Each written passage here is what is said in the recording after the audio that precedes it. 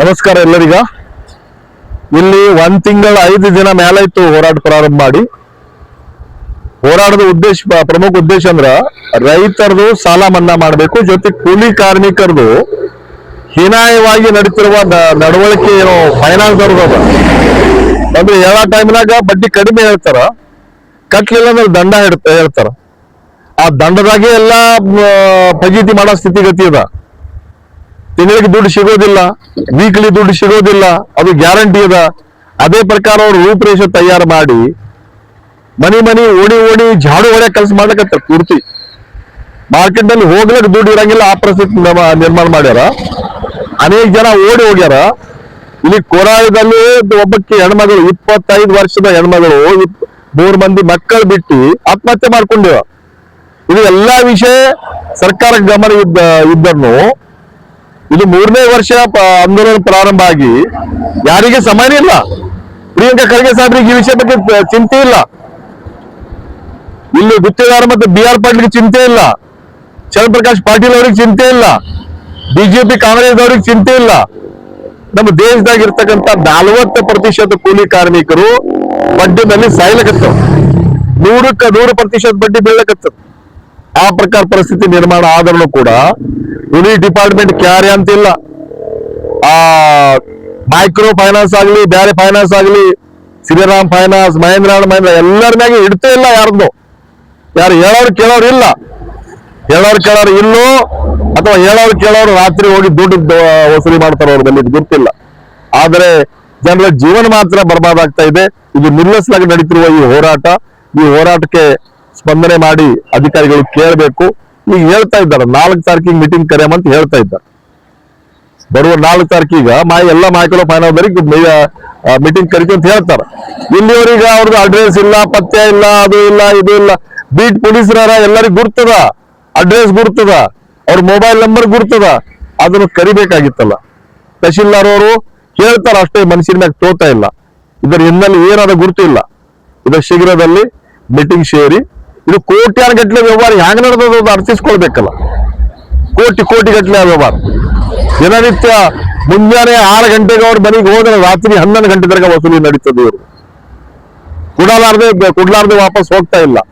ಕೊಡ್ಬೇಕು, ಹೌದು. ಎಷ್ಟು ತಗೊಂಡಾರ, ಎಷ್ಟು ಕೊಡ್ಬೇಕು, ಅದು ಇತಿ ಬೇಕಲ್ಲ. ನೋಡಿ ಸರ್, ಇಲ್ಲಿ ಖಜೂರಿನಲ್ಲಿ ಸಾಲ ತೊಗೊಳಕ್ ಹೋದರೆ 1 ಲಕ್ಷ ತಗೊಂಡರೆ ಒಂದೇ ವರ್ಷದಲ್ಲಿ 9 ಲಕ್ಷ ಬೇಡ್ತಾ ಇದ್ದಾರೆ. ಆ ಕುಟುಂಬದವರು ಆತ್ಮಹತ್ಯೆ ಮಾಡ್ಕೊಂಡು ತಯಾರಾಗಿದ್ರು. 4 ದಿನ ಹಿಂದ್ಗಡೆ ಹೋಗಿ ಅದು ಆತ್ಮಹತ್ಯೆ ತಡೆ ಹಿಡಿಯೋದ್ ಕೆಲಸ ನಾವು ನಮ್ಮ ಜೊತೆಗಾರ ಸೇರಿ ಮಾಡಿದ್ದೀವಿ. ಇದು ಎಷ್ಟೆಲ್ಲ ನಡೆದ್ರು ತೋಬೇಕ್ರಿ ಅಂತಾರ. ಯಾಕೆ ತೋಬೇಕಂತಾರ? ಯಾರೀಗ 1-1.5 ಲಕ್ಷ ಪೇಮೆಂಟ್ ಇತ್ತಲ್ಲ ಅಂತ ಅಧಿಕಾರಿಗಳು ಹೇಳ್ತಾರೆ ಯಾಕೆ ತೋಬೇಕಂತ. ಮಾರಗಳ ನೀವು ತೊಗೊಳಕತ್ತಿರಲ್ಲ, 1.5 ಲಕ್ಷ ಪಗಾರ ಇತ್ತು ತಿಂಗಳಿಗ ನೀವು ಸಾಲ ತೊಗೊಳಕತ್ತಿರಲ್ಲ. ಲಕ್ಷ ಗಟ್ಲೆ, ಕೋಟಿ ಗಟ್ಲೆ ಸಾಲ ಎದಕ್ ತೊಗೊಳಕತ್ತೀರಿ? ಇವ್ರೀಗ ಆರಾಮ್ ತಪ್ಪಿದ್ರೆ ದವಾಖಾನೆಗೆ ಹೋಗ್ಲಿಕ್ಕೆ ದುಡ್ಡು ಇರಂಗಿಲ್ಲ, ಡೆಲಿವರಿ ಬಂದ್ರೆ ದುಡ್ಡು ಇರಂಗಿಲ್ಲ, ಮದಿ ಮುಂಜಿ ಇದ್ರೆ ದುಡ್ಡು ಇರಂಗಿಲ್ಲ. 2 ಲಕ್ಷ ರೂಪಾಯಿ ಸಾಲ ಇದ್ದವರು ದುಡ್ಡು ತೋತೀರಿ, ಸಾಲ ತೋತೀರಿ. ಈ ಕೂಲಿ ಮಾಡೋರು ದಿನನಿತ್ಯ ಕೂಲಿ ಕೆಲಸ ಆಗ್ತಾ ಇಲ್ಲ ಅಂತವ್ರು ಸಾಲ ತಗೊಂಡ್ರೆ ಇವ್ರು ಯಾಕೆ ತಗೋಬೇಕು? ತಗೊಂಡ್ರೆ ಕಟ್ಬೇಕತ್ತೀರಿ. ಹ್ಯಾಂಗ್ ತಗೋಬೇಕು, ಹ್ಯಾಂಗ್ ಕೊಡ್ಬೇಕು, ಅದು ಇತಿ ಬೇಕಲ್ಲ. ಅದ ಕಾರಣಕ್ಕಾಗಿ ಇದು ನಡೆದಿರೋ ಹೋರಾಟ. ಈ ಹೋರಾಟ ಎಲ್ಲರೂ ಸೇರಿ ಶಕ್ತಿಯುತವಾಗಿ ಹೋರಾಟ ನಡೆಸಿ ಗೆಲ್ತೀವಿ ಅಂತ ಆತ್ಮವಿಶ್ವಾಸದಿಂದ ಹೋರಾಟ ನಡೀತಾ ಇದೆ. ಯಾಕಂದ್ರ ಎದೆನ್ ಪಾರ್ಟಿಯವರು ಎಲ್ಲರೂ ತಪ್ಪು ಮಾಡ್ತಾ ಇದ್ದಾರೆ. ಅದ ಕಾರಣಕ್ಕೆ ಗೆಲ್ತೀವಿ ಅಂತ ನಮ್ಗೆ ವಿಶ್ವಾಸ ಇದೆ. ನಾನು ಮೌಲಾ ಮುಲ್ಲಾ, ಅಖಿಲ ಭಾರತ ಕಿಸಾನ್ ಸಭಾದ ರಾಜ್ಯ ಕಾರ್ಯಾಧ್ಯಕ್ಷ. ಮುಂಜಾನೆ 8ಕ್ಕೆ ಬರ್ತಾರ್ರಿ, 10 ಮಂದಿ ಕೂಡ್ತಾರ. ಒಬ್ಬರು ಬರ್ತಾರ, ರೊಕ್ಕ ಕಟ್ರಿ ಅಂತಾರ. ನಮ್ಗೆ ರೊಕ್ಕ ಹೋಗಿರ್ಲ, ನಾವ್ ದಂಧಿಗೆ ಹೋಗ್ತೇವ್. ನಮ್ ಉಳಿಕೆ ಗತ್ತಿರ ರೊಕ್ಕ ಕಟ್ಟಿ ಅಂದ್ರ ಹೋಗಲ್ಲ ಅವ್ರಿ. ಕಟ್ಟೇಬೇಕು, ನಾಳೆ ಕಟ್ಟಿ ಅಂದ್ರ ಹೋಗಲ್ಲ ಅವ್ರಿ. ನಿಮ್ ಮನೆ ಹೆಣ ಇಡ್ರಿ ನಮ್ ರೊಕ್ಕ ಕಟ್ರಿ ಅಂತಾರ ಅವ್ರಿ. ಮತ್ತವ್ರಿ ತರ್ತಾರ್ರಿ. ನಾವ್ ಹೊಲಕ್ ಹೋಗ್ತೇವ್ರಿ, ಹೊಲಕ್ ಹೋಗಿ ಉಣ್ಬೇಕಂದ್ರ ಉಳು ಕೂಡ ಸೀದಾ ಹೊಲಕ್ಕೆ ಹೊಲದಕ್ಕೂ ಬರ್ತಾರ ಅವ್ರಿ. ರೊಕ್ಕ ಕೇಳ್ರಿ. ನಮ್ಗೆ ಏನ್ ಹೇಳ್ಬೇಡ್ರಿ, ಸೀದಾ ನಿಮ್ ಮನೆ ಹೆಣ ಇದ್ದೀವಿ ರೊಕ್ಕ ಕಟ್ಟಿರ್ತಾರ, ನಾವ್ ಎಲ್ಲಿ ಕಟ್ಟಮ್ರಿ. ಮನೆ ಮಕ್ಳು ಜಡ ಬಂದಿದ್ರ ರೊಕ್ಕ ತೊಗೊಳಾಗಲ್ರಿ. ನಾವ್ ಉಪವಾಸ ಇದ್ದವ್ರಿ ರೊಕ್ಕ ಕಟ್ತಾರ. ನಾವ್ 1 ದಿನ ತಗೊಲ್ಲ ಅವ್ರಿ. ಕಟ್ಟೆ ಬೇಕೇ ನಮಗ್. ಇವತ್ತಿನ ದಿನ ಕಟ್ಟೆ ಬೇಕು. ರಾತ್ರಿ 10 ತನಕ ಕೂಡ್ತಾರ ಅವ್ರು. ಅವ್ರಲಿತ್ತು ತೊಂದ್ರಿ. ನಾವ್ ಕಟ್ತೇವ್ ಕಟ್ಟ ನಾವೆಲ್ಲ ಕಟ್ತೇವ್ರಿ. 1-2 ದಿನ ಟೈಮ್ ಕೊಡ್ರಿ ಅಂತಾರ. ನಾವ್ ರೊಕ್ಕ ಕಟ್ತೇವ್ರಿ, ಕಟ್ಟೋದಿಲ್ಲ. 1-2 ದಿನ ಟೈಮ್ ಕೊಡ್ರಿ, 1 ದಿನ ಟೈಮ್ ಕೊಡ್ರಿ, ಕಟ್ತೇವ್ರಿ. ನಿದ್ರಲ್ಲ ಅವ್ರಿ. ರೊಕ್ಕ ಕಟ್ಟೇಬೇಕಂತಾರ ಅವ್ರಿ.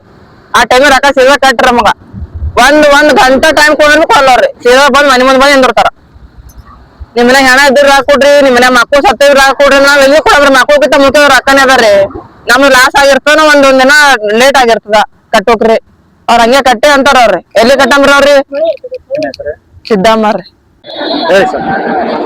ಎಲ್ಲರಿಗೂ ನಮಸ್ಕಾರ.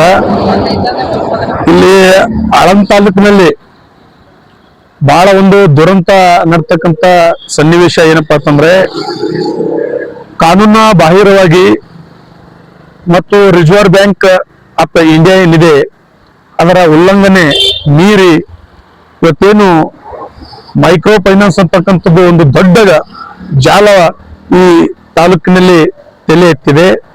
ಮತ್ತು ಗ್ರಾಮೀಣ ಪ್ರದೇಶಗಳಲ್ಲಿ ಇವತ್ತೇನು ಲೇವಾದೇವಿ ಸಂಸ್ಥೆಗಳು ಆಗಿವೆ, ಫೈನಾನ್ಸ್ಗಳಂತವು, ಇವರೆಲ್ಲರೂ ಸೇರಿ ಇವತ್ತ ಸಾಲ ಕೊಡ್ತೇವೆ ಅಂತಕ್ಕಂಥ ನೆಪದಲ್ಲಿ ಕೂಲಿ ಕಾರ್ಮಿಕರನ್ನ, ಬಡವರನ್ನ, ಯಾವುದೇ ಒಂದು ಮದುವೆ ಇದ್ರೆ, ಯಾವುದೇ ಒಂದು ದವಾಖಾನೆ ಸಮಸ್ಯೆ ಇದ್ರೆ ಅಂತವ್ರು ಅಲ್ಲಿ ಹೋಗಿ ಸಾಲ ತಗೊಂಡ್ರೆ ಆ ಸಾಲ ಯಾವ ರೀತಿ ಸಾಲ ತಗೊಳ್ಳೋದು ತಪ್ಪಲ್ಲ, ಆದ್ರೆ ಸಾಲ ಯಾವ ರೀತಿ ಕೊಡ್ಬೇಕಂತಕ್ಕಂಥದ್ದು ಇದು ಒಂದು ನಿಯಮಾನುಸಾರ ಇರಬೇಕು.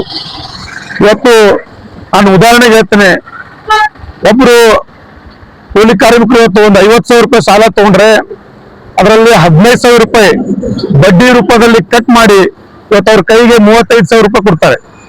ಆ 35,000 ರೂಪಾಯಿ ಯಾವ ರೀತಿ ಇತ್ತಂದ್ರೆ ಇವತ್ತು ತಿಂಗಳಿಗೆ 12,000 ರೂಪಾಯಿ ಕಂತು ರೂಪದಲ್ಲಿ ಆ ಹಣವನ್ನ ಈ ಬಡವರಿಗಾಗ್ಲಿ ಅಥವಾ ಕೂಲಿ ಕಾರ್ಮಿಕರಿಗೆ ಕೊಡ್ತಾರೆ.